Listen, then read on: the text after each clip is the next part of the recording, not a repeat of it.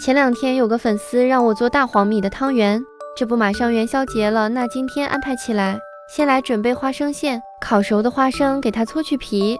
我还准备了30克的核桃仁，都要烤熟倒入料理机内，放10克熟的白芝麻，没有也可以不用放，用料理机给它打碎。我是比较喜欢吃颗粒感的，所以最后打的细颗粒，也可以打得再细一些。放入30克白砂糖，再放20克的猪油，没有也可以用黄油。再来上2勺昨天做的芝麻酱，用手给它抓拌均匀，直到成团，揪一小块，大概9到10克，团成小圆球。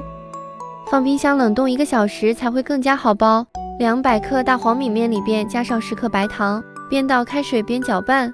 大概用了115克的开水，用手和成一个光滑的面团。最后再加10克的猪油，会让面团更加的滋润。盖上保鲜膜，松弛20分钟。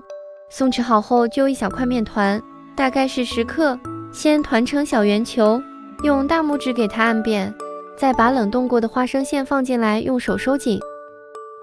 要贴紧花生馅往上推着包，这样里面就不会进去空气，再把它团光滑就可以了。汤圆一定要开水下锅，用勺子使劲搅拌几圈，让它出现漩涡状，这样下入汤圆后，它就会跟着水流动，不会粘在锅底上不转动了。